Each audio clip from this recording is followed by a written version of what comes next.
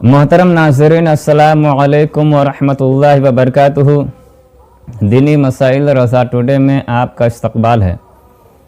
आज का सवाल है कि काज़ी बाएतबार शरअ किसको कहते हैं?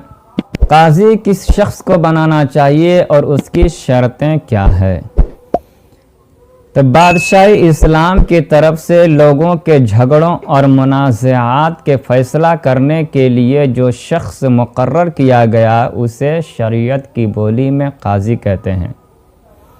लिहाजा किसी शहर के तमाम लोगों ने मुत्तफ़िक़ होकर एक शख्स को काज़ी मुकर्रर कर दिया कि वो उनके मामलात फ़ैसला किया करे, तो उनके काज़ी बनाने से वो काज़ी ना होगा। कि काज़ी बनाना बादशाह इस्लाम का काम है। ऐसा ही बहार शरीयत काज़ी ऐसे शख्स को बनाना चाहिए कि जिसमें शहादत की शर्तें पाई जाएं, और वो ये है मुसलमान, आकिल, बालिग हो, अंधा ना हो, गूंगा ना हो, बिल्कुल बहरा ना हो कि कुछ का कुछ सुने, महदूद फिल क़ज़फ़ ना हो, और मुआमला फ़हम हो, फ़ैसला नाफिज करने पर कादिर हो, बारग़ब हो, लोगों की बातों पर सब्र करता हो, साहिबे सरवत हो, ताकि लालच तमा में मुब्तला ना हो। और काज़ी ऐसे शख्स को बनाना चाहिए जो इफ़्फ़त और पारसाई और अक़्ल व सलाह, फ़हम व इल्म में मुअतमद अलैह हो। उसके मिजाज में शिद्दत हो मगर ज़्यादा शिद्दत ना हो, और नरमी हो तो इतनी ना हो कि लोगों से दब जाए, और ऐसा होना चाहिए कि लोगों की तरफ से उस पर जो मसाइब आए वो उन पर सब्र करे। गाँव देहात में अक्सर देखा गया है कि जब पंचायत होती है, जब मीटिंग होती है किसी मामले को लेकर, तो सब काज़ी बनना चाहते हैं। अब देखिए कि शरीयत में काज़ी बनना कितना सख्त है, कितना बड़ा ओहदा है, और उसमें कितनी जिम्मेदारियां हैं।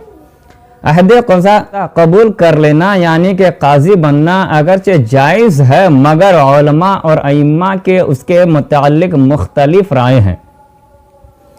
बाज़ ने उसमें हरज ना समझा और बाज़ ने बचने ही को तरजीह दी है, और हदीस शरीफ से भी उसी राय की तरजीह ज़ाहिर होती है। हुज़ूर सल्लल्लाहु अलैहि वसल्लम इरशाद फरमाते हैं कि जो शख्स काज़ी बनाया गया वो बग़ैर छुरी के ज़बह कर दिया गया।